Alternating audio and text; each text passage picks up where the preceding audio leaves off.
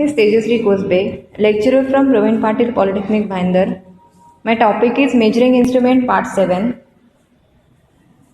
Learning Outcomes. In this video, you will learn about phase sequence indicator, which has two types, rotating type and static type. Next is synchroscope, signal generator and function generator.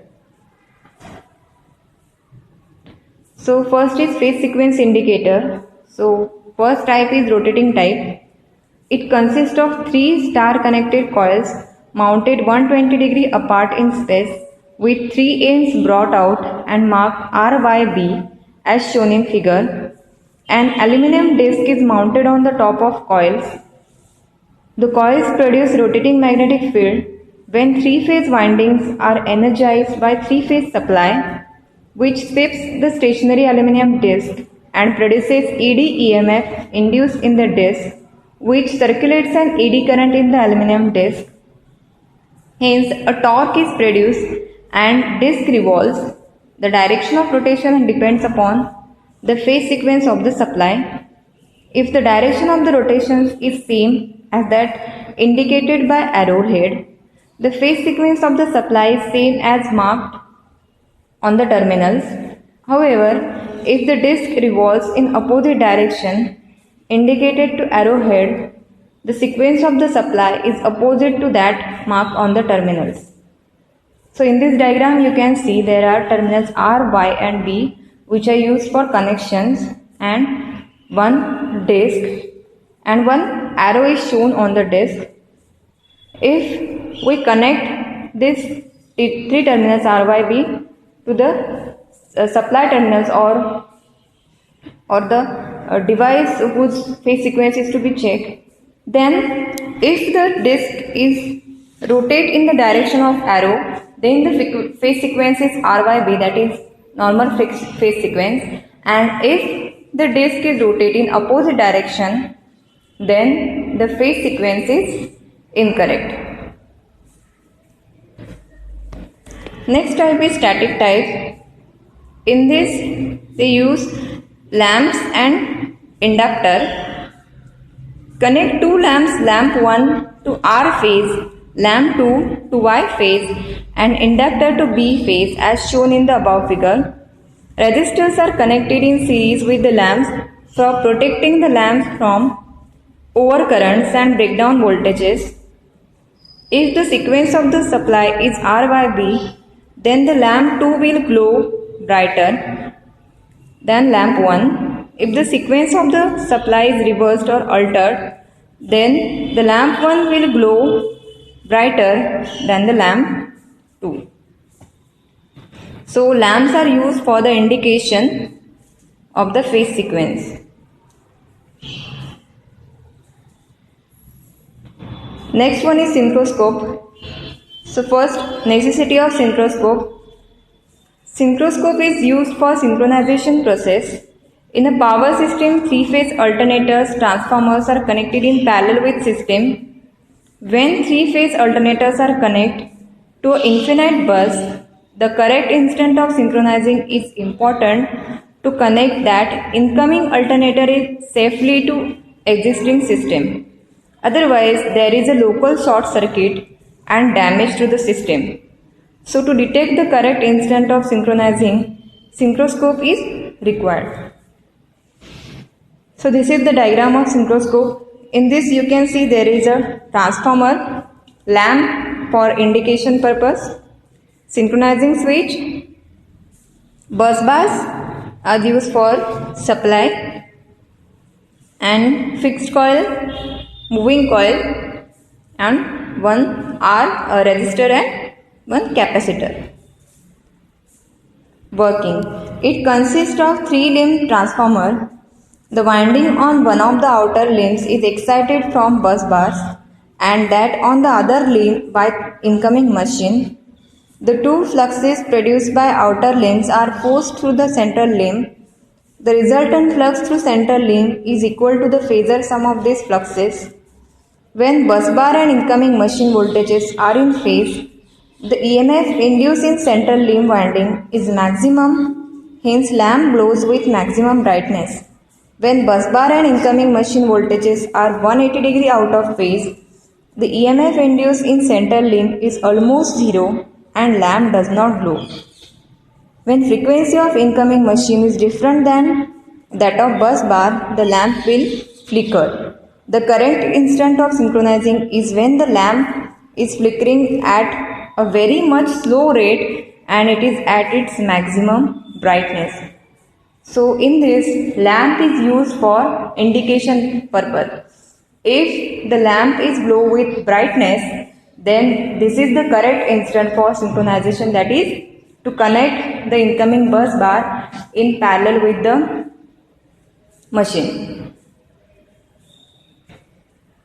Next is the function generator. This is the diagram of function generator. In this you can see there is a frequency control network, constant current supply, integrator, voltage comparator, multivibrator, resistance diode shaping circuit, output amplifier. Functions of function generator. This instrument can deliver sine, triangular and square waves with frequency range of 0.01 Hz to 100 kHz. The frequency control network is governed by a frequency dial on the front panel of the instrument. The frequency control voltage regulates two current sources. The upper current source supplies a constant current to the integrator whose output voltage increases with time. The voltage comparator multivibrator changes state at a predetermined level on the positive slope of the integrator's output voltage. The lower current source supplies a reverse current to the integrator so that its output voltage reaches a predetermined level on the negative slope of the integrator's output voltage. So this is the actual image of function generator.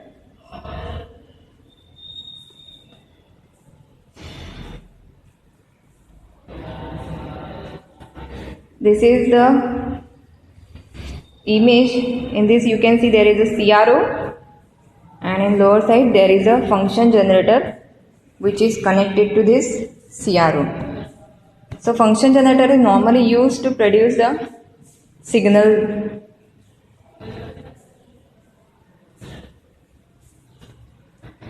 Next is signal generator.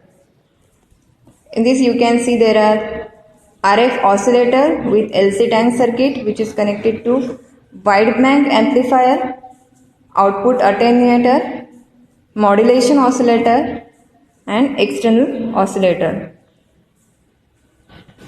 Working RF oscillator. The RF oscillator having LC tank circuits produces carrier frequency. The sine wave voltages are with an appreciable range of frequency and amplitudes.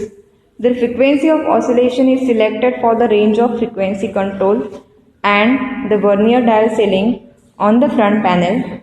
The modulation is indicated by a meter. Next is wideband amplifier.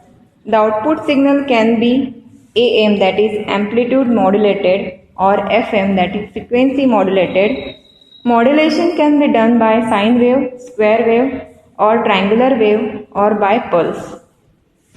AM is provided by external source or by internal sine wave generator.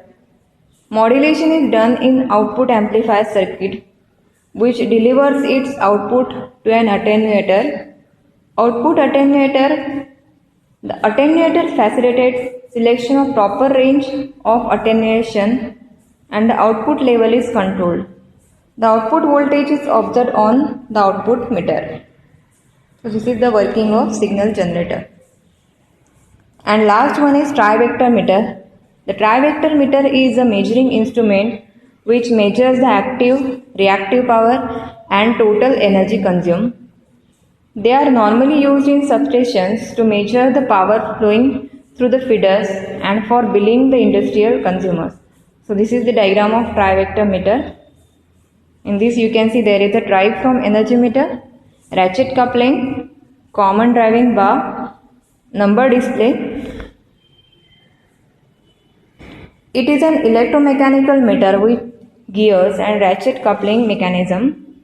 It consists of 5 gearing systems as Gearing system 1 used for watt hour meter. Gearing system 2 is used for watt hour meter with power factor 0.924 and driven at reduced speed. Gear system 3 for watt hour meter with power factor 0.707 and driven at reduced speed. Gearing system 4 for watt hour meter with power factor 0.383 and driven at reduced speed. Gearing system 5 for reactive meter driven at normal speed. Whenever power factor of the load changes, the driving mechanism shifts to respective ratchet couplings and system drives the mechanism. The display unit is connected to common driving bar and the respective numbers of kVAH are displayed on it.